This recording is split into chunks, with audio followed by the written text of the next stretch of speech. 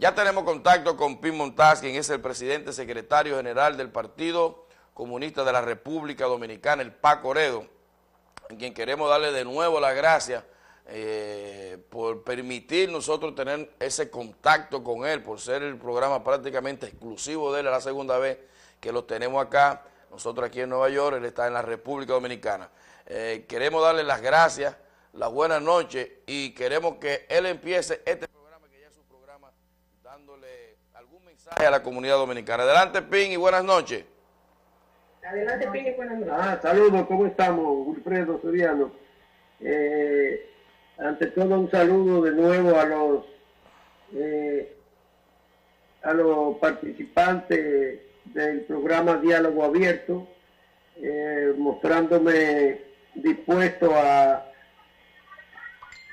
expresar nuestro punto de vista de la manera más completa sobre la situación nacional e internacional en cuanto a los temas que ustedes tengan a bien plantearme.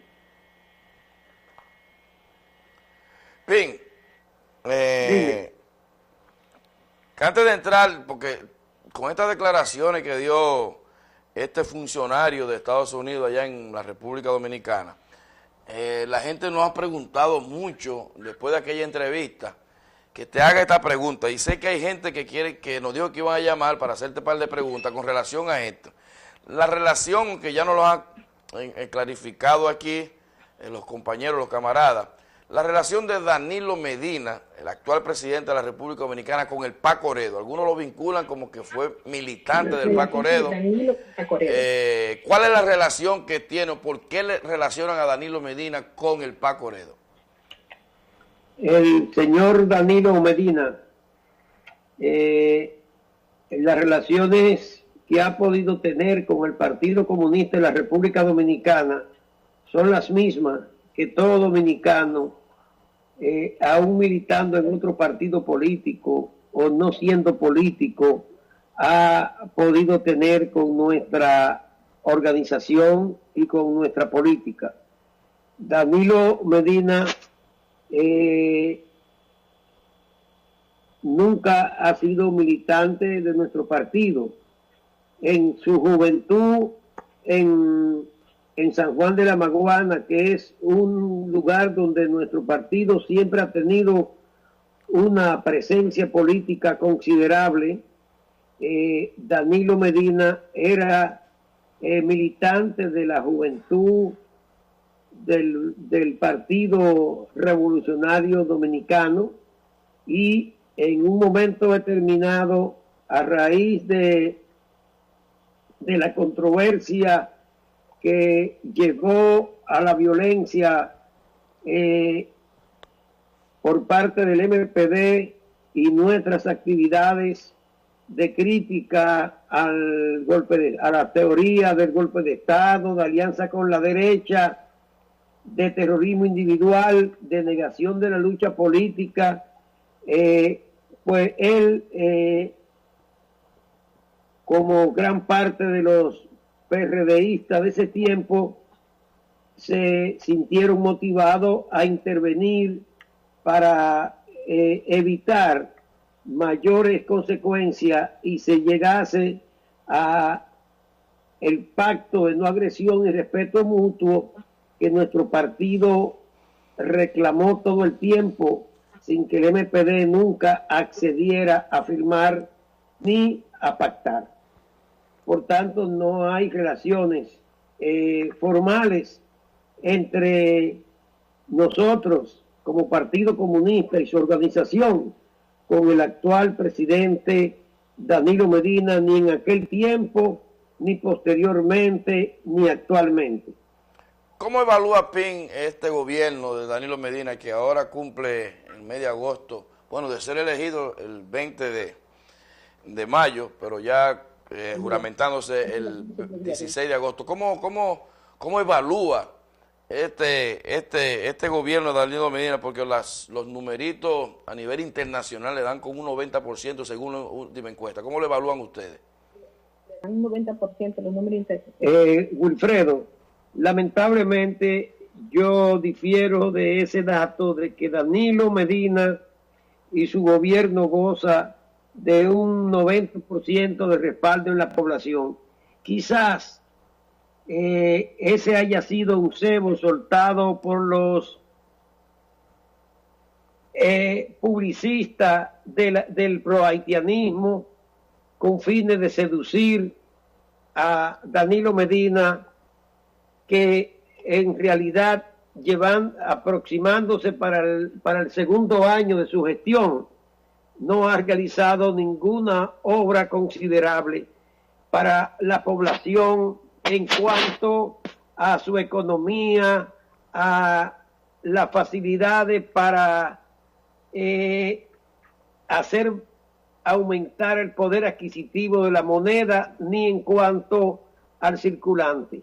Actualmente la República Dominicana a escala general se caracteriza por una parálisis casi total de las actividades económicas, y la fuente que Danilo Medina está empleando para financiar proyectos como el de educación y otros son recurrir a aumentar fuera de los límites prudentes la deuda externa, es decir, ha recurrido a los préstamos que está por encima del 45% del estimado del Producto Interno Bruto, lo cual nos expone a una crisis, a una caída de consecuencias imprevisibles. Danilo Medina, por ejemplo, no ha invertido dinero, un solo dinero, en la salud de la población.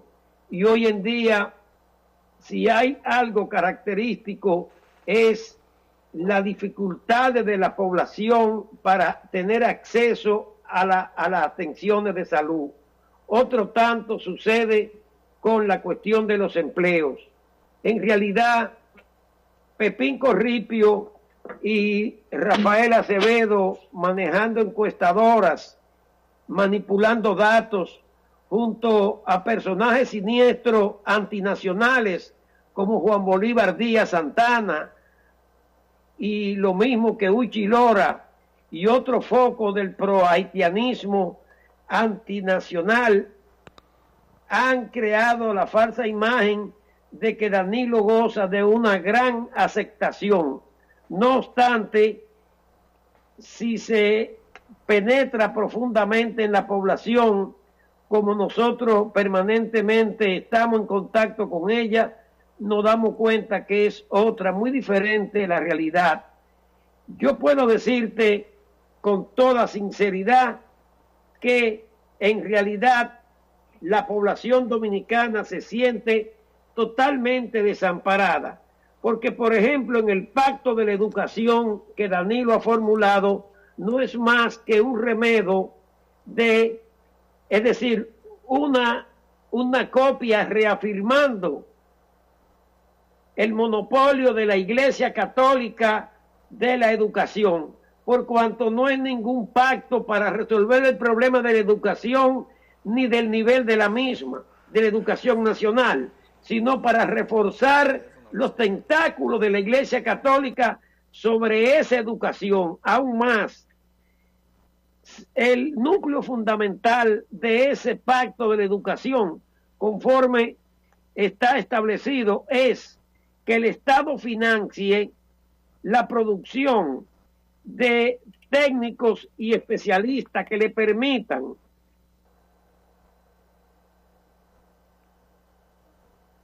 frizó ahí.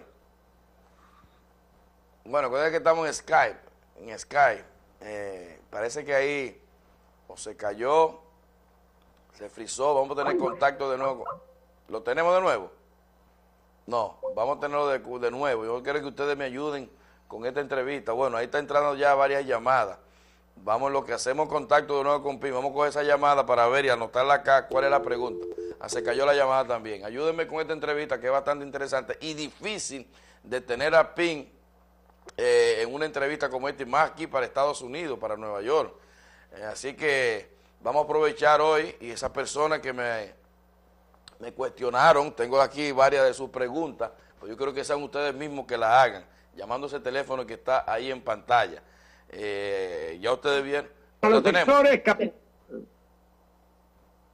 Está ahí, si se está cayendo.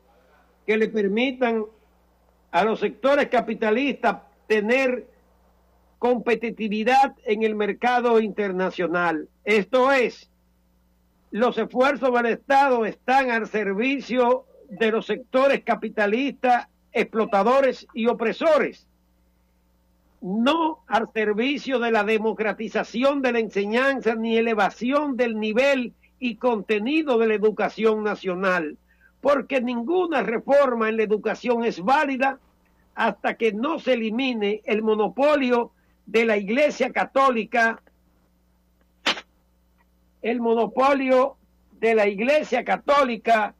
sobre la educación que le otorga el concordato.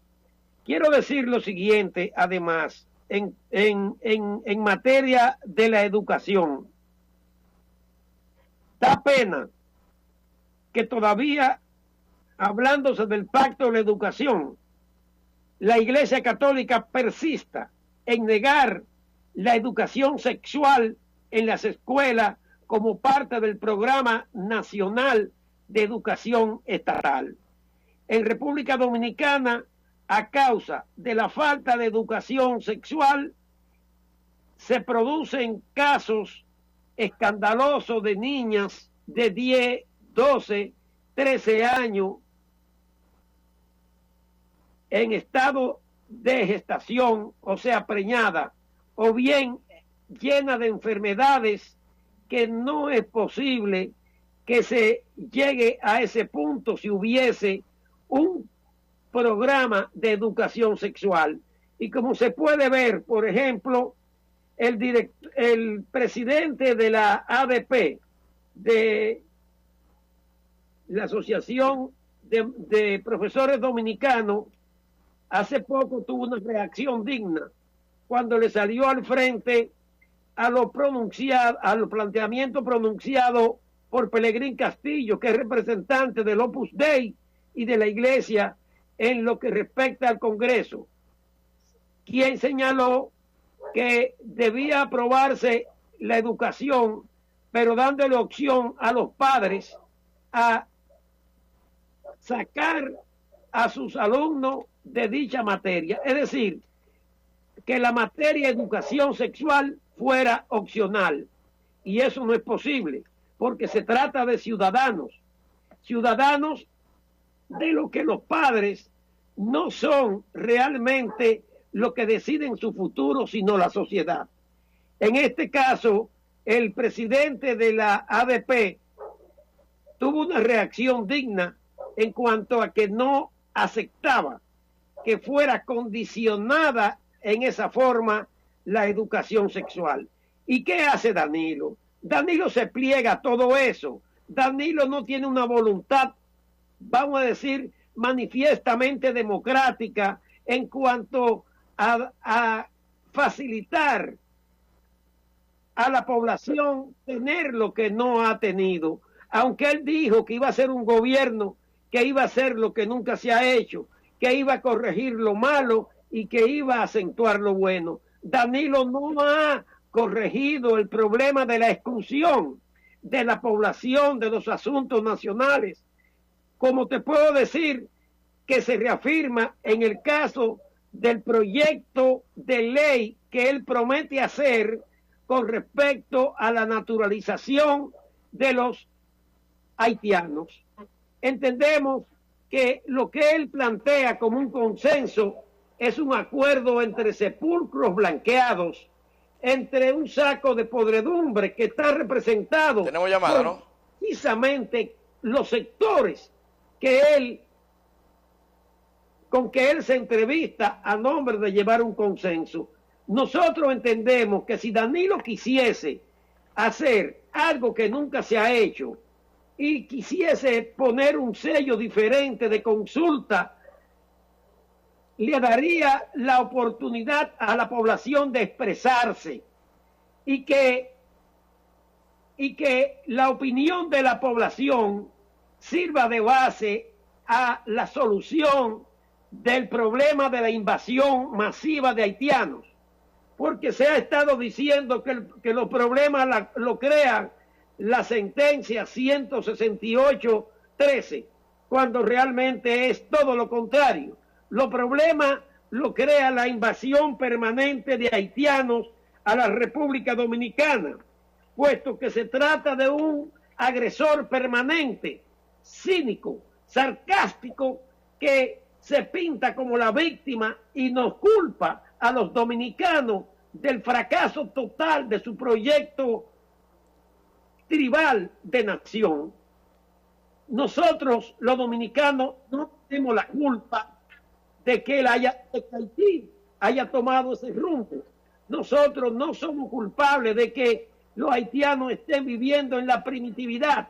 Culpables son quienes le han hecho creer que, reafirmando y manteniéndose atado a las taras de sus vinculaciones con África y el salvajismo que simbólicamente se asocia al África, es la manera en que ellos van a encontrar su identidad. La República Dominicana en ese aspecto ha dado un ejemplo. Ha dado un ejemplo que le sirve a sus más connotados enemigos, como el caso de Cuba, castrista, como el caso de los chavistas y el caso de los perversos peronistas de la Kirchner, que sería bueno que la comunidad dominicana conociera por qué razón las presiones principales sobre República Dominicana para que acepte masivamente 300.000 haitianos de entrada para llegar a 3 millones es un proyecto de los chavistas, de los cubanos y de la Kirchner. Vamos con una llamada. Linares. Y eso yo quiero que la comunidad dominicana de Nueva York lo escuche con detenimiento. Cuba carece de la historia patriótica, de la lucha por la nación, de la lucha por la libertad y la democracia que República Dominicana ha escrito desde hace más de 500 años. Cuba carece de historia de lucha contra la esclavitud. Cuba carece de historia de lucha por la independencia nacional, porque yo reafirmo que la independencia de Cuba se la dio Estados Unidos al salir triunfante de la guerra hispano-norteamericana.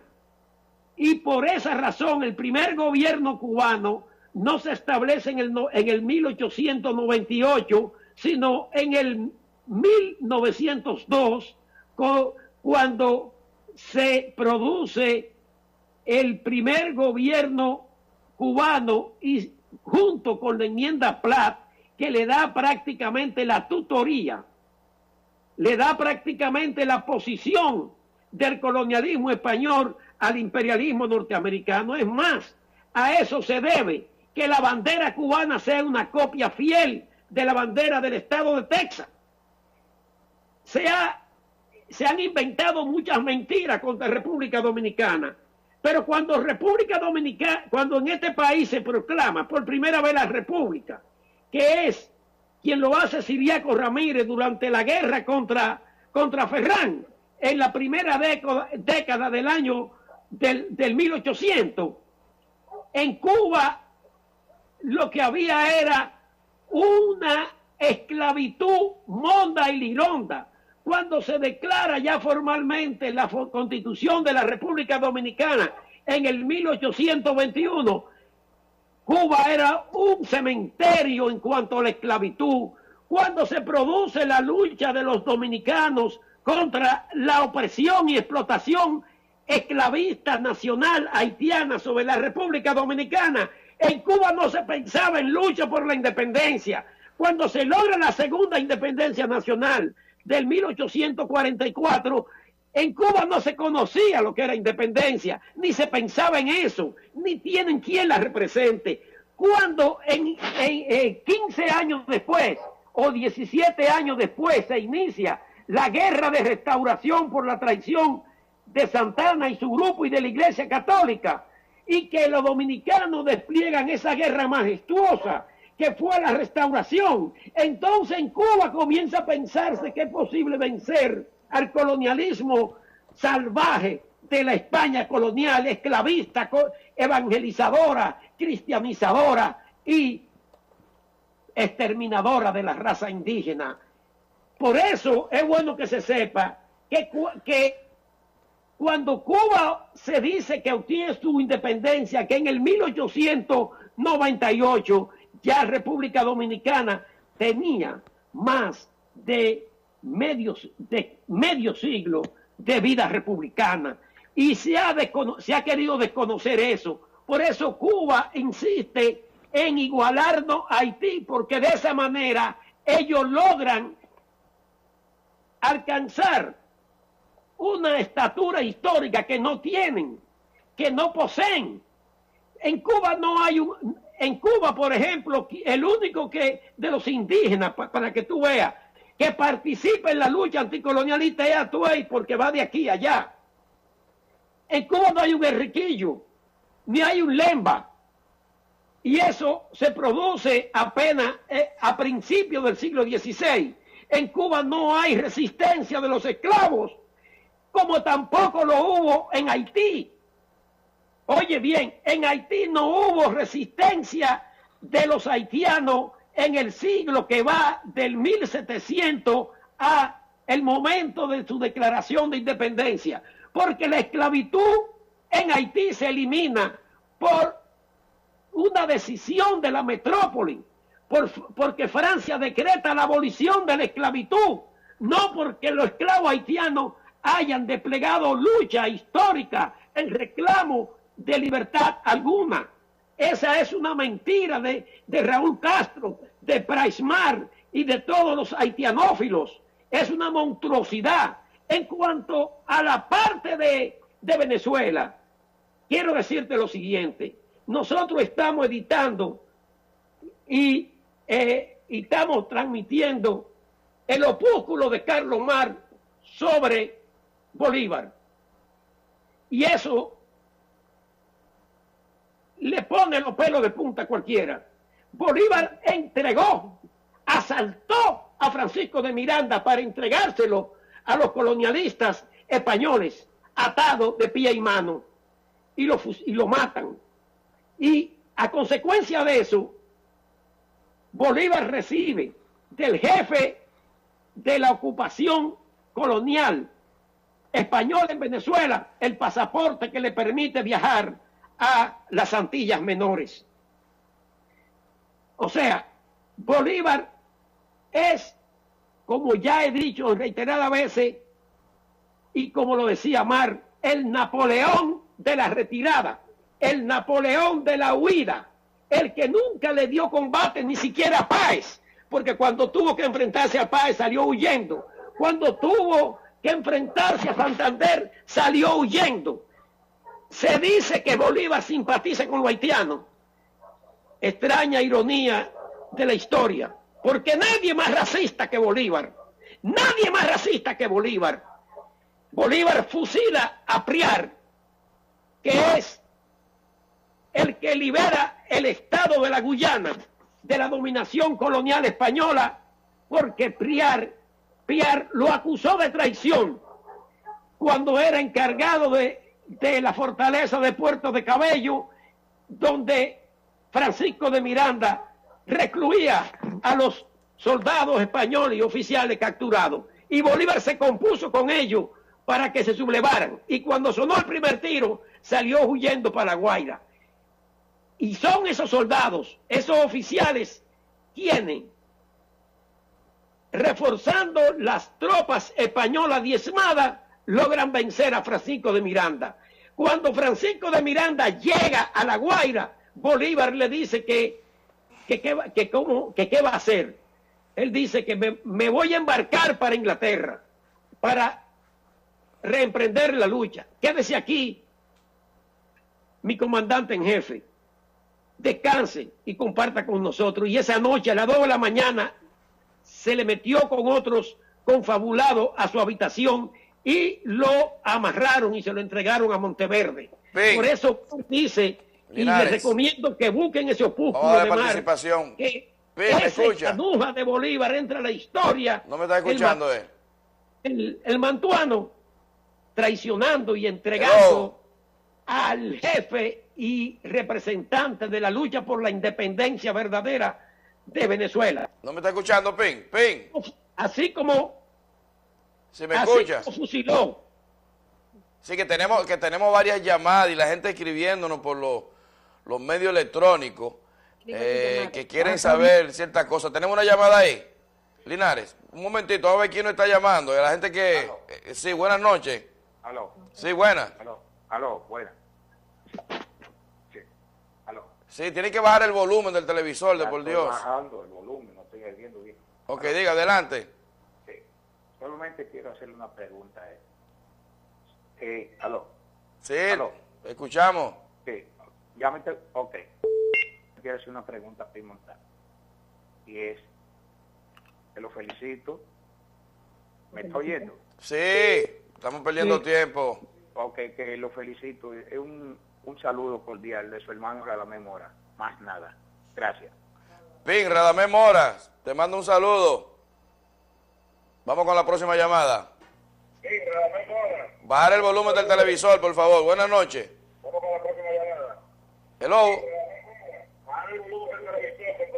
Vamos, corta esa llamada. Ellos saben que no pueden llamar. Ping. ¿Me escucha? Ok, mire, de las tantas preguntas que tenemos, ¿qué considera estos gobiernos que están olvidándose, vamos a decir, de la revolución, de las armas, que vienen de centro izquierda, como es el caso de los sandinistas en Nicaragua, el caso de El Salvador? O sea, ¿qué cree de la izquierda dominicana que no ha podido penetrar o, qué sé yo, escalar? O si todavía piensa en la revolución, que hay que coger las armas para cambiar el sistema político de la República Dominicana. Las armas para cambiar el sistema político de la República Dominicana, como los sandinistas. La pregunta es esa. Mira, y óyeme, el que aquellos hayan tomado ese camino y pueda decirse que han tenido relativo éxito, no es punto de partida para juzgar el por qué en República Dominicana no se ha avanzado. Porque extrañamente puedo decirte que el nivel y el contenido de la concepción que pueda tener el Farabundo Martí, que puedan tener los sandinistas, no es ni más ni menos que el punto de vista que ostente y exhiban los gobiernos del PLD o de cualquier organización de derecha de este país. Por tanto, se habla de triunfo, pero ¿de qué triunfo? Además, se ha olvidado, y ese oyente o televidente olvida que nosotros somos un Estado nacional en media isla, que que los países Nicaragua, El Salvador, están ubicados en Centroamérica, que están vinculados hacia arriba con México, que es parte de Norteamérica, y para abajo con Sudamérica. O sea, es un terreno que prácticamente equidistante de dos continentes. Nosotros somos una isla. El país, Santo Domingo es una isla, Santo Domingo es una isla, donde hay dos repúblicas. Haití, que ocupa una tercera parte del territorio de la isla, y República Dominicana, que ocupamos la 2/3 partes de la isla. La situación de República Dominicana no es para seguir patrones de los cubanos, porque si ese señor que hace esa pregunta se pone a pensar, hace un recuento histórico, se va a dar cuenta que aquí, en esta tierra, se han intentado más de una docena de insurrecciones resultando fallidas. La única insurrección que avanzó y que se mantuvo y que pudo ser controlada fue la insurrección popular de abril del año 1965, porque se corresponde con el esquema y la pauta de la situación revolucionaria y la teoría de la revolución de Lenin. Pero después, ese señor que busque que revise la historia, tanto las expediciones desde el 40 y tanto, las expediciones del 59, las expediciones pequeñas que se hicieron, como la de Camaño, y todas las otras que se mantienen en silencio, fracasaron. El fracaso más rotundo fue el del 14 de junio de Manolo Tavares, que transgredió todos los postulados de la lucha política, así como también todos los intentos descabellados del MPD y de los foquistas, que ya no eran MPDistas, sino de sectores del 14 de junio, como Fidelio de Pradel. Son más, si lo sumamos, son más de 50, y todos han terminado en fracaso y en baño de sangre. ¿Por qué razón? ¿Y quiénes son los causantes de eso? A ese señor le puedo decir lo siguiente: lo del Salvador, lo de Nicaragua, los mismos chavistas no son más que lacayos de Fidel Castro y de Raúl Castro, cotorras repetidoras y ocultadores de todo su fracaso y de todos sus yerros. Por tanto, si hoy en día el proceso venezolano se encuentra en una encrucijada en que la fuerza de la revolución no pueden pasar a reprimir, aún teniendo en sus manos los controles del Estado, se debe precisamente a que se trata de una adjuración de la plataforma y la doctrina revolucionaria. Los desmanes y monstruosidades que está cometiendo la oposición en Venezuela, si hubiese sido en este país, tú puedes estar seguro que la Fuerza Armada Conservadora Dominicana le hubieran dado hace tiempo un baño de sangre. No tiene un periodista. Hecho de que la revolución bolivariana venezolana no pueda reprimir las transgresiones brutales a la Constitución, a las libertades y el derecho al tránsito y a la vida de los venezolanos, demuestra que esa revolución está al borde de su fracaso. Bien, ya estamos terminando y tenemos una pregunta del periodista Johnny Lora, y que nos lo hace a través de Facebook. Él dice, escúchala bien: en los tiempos del secuestro del coronel norteamericano Donald Crowley, efectuado por el MPD, ¿sabe Pim Montaz si el periodista Juan Bolívar Díaz estaba ligado al movimiento popular de MPD? Y en ese caso, ¿qué piensa el señor Montaz de lo que se comenta en los círculos políticos, que Juan Bolívar Díaz es ahora el principal operativo de la USAID en la República Dominicana, o sea, la agencia internacional? ¿Está Juan Bolívar Díaz ligado al secuestro o con el MPD cuando Donald Crowley? Bueno, Juan Bolívar Díaz Santana y sus familiares, a excepción de Miriam Díaz Santana, estuvieron vinculados todo el tiempo al MPD y a la gente de Fafa, así como también a la gente de Coquito, a los llamados corecatos, que luego pasó a representar el movimiento de Camaño. Eso es conocido de todo el mundo. Y fue expulsado de ese grupo por entender que tenía íntimas vinculaciones con la embajada norteamericana.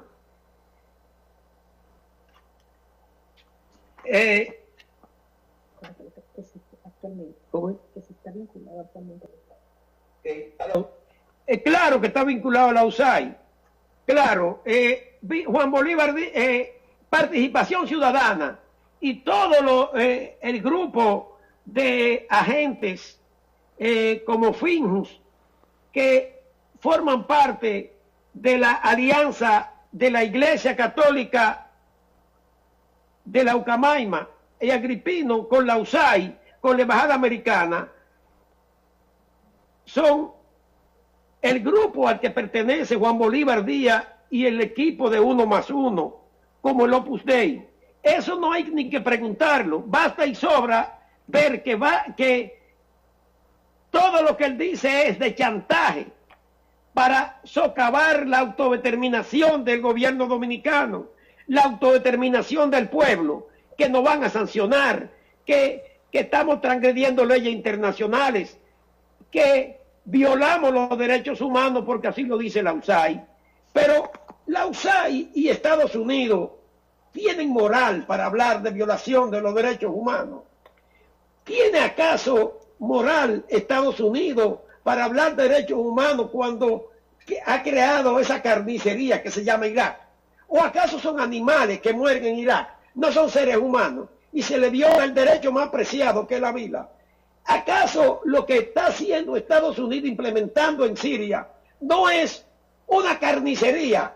No es violación de derechos humanos, es carnicería humana, que no es una simple violación de derechos humanos, que se puede debatir y que puede obedecer a criterios ideológicos, sino un hecho irrefutable, incontrovertible, como es la muerte. Son genocidios. Y entonces, ¿quién es que auspicia, quién es que paga a Participación Ciudadana y a la USAID? Por eso nosotros, precisamente, el grupo de Participación Ciudadana y de la USAID, el grupo de la Iglesia Católica y de la Iglesia Protestante, lo que quieren es que la solución al caso de los haitianos, que ellos dicen que lo provocó la sentencia 168-13, porque lo que hizo esa sentencia fue ponerle coto a la penetración y a la masiva haitianización del país, que ellos lo daban como un hecho. Esa sentencia no es que provoca la presencia, la crisis con los haitianos, no. Lo que provoca el problema es la invasión masiva de haitianos, la negación a la República Dominicana de ejercer su soberanía, de mantener su territorialidad de Estado nacional. Nosotros nos encontramos en una situación de tal envergadura que un escritor hace poco escribió: el gallo nuestro no pelea. Durante todos estos meses el país ha sido desacreditado, maltratado, sometido al acoso nacional e internacional. Su agresor histórico se ha presentado como víctima, nos ha sometido a una implacable guerra psicológica, nos ha echado la culpa ante el mundo de su fracaso como nación. Y en un gesto inexplicable para obtener la indulgencia del verdugo, el gobierno dominicano de Danilo Medina se transforma en rehén de su implacable adversario. Señores, esa es la realidad. Nosotros demandamos, por tanto, que no se le dé paso al proyecto de ley de naturalización de los haitianos, que los haitianos primero asuman su nacionalidad de haitiano, que ya existe una ley de naturalización para todo extranjero en República Dominicana, que lo que tienen que hacer los haitianos es someterse a la ley y a la Constitución dominicana, y el gobierno tiene que empantalonarse y darse cuenta que él no fue puesto ahí por un acuerdo con la iglesia, sino que él fue puesto ahí por la voluntad mayoritaria del pueblo dominicano para defender y dar continuidad a la República Dominicana. Bueno, vamos a despedir. Mandamos, por tanto, que no sea el consenso unilateral de sepulcro blanqueado, de sacos de podredumbre y pestilencia lo que determine y avale esa ley que marrulleramente quiere usar en un congreso que todo el mundo sabe está manejado por muchísimas gracias Luis, muchísimas gracias, excelente información, excelente programa. Vamos a tener que hacer otro porque no hablamos de Ucrania, un tema que está caliente, no hablamos del Departamento de Estado que en esta semana tiró un documento, muchísimas cosas que se nos quedó en el tintero, como dicen los periodistas. Sí, le damos las gracias, Pin, desde allá, por esta De todas maneras, interesantísima responder el caso de Ucrania. entrevista, sí, para la porque próxima. el caso de Ucrania, como yo he dicho, el porque caso ya no hay de Kosovo tiempo. Miren, al revés. ustedes ven que ya tenemos tantos temas. Yo sé que ustedes estaba lleno el panel. Aquí tengo muchísimas preguntas a través de Facebook que nos están haciendo de todas partes del mundo que están viendo el programa.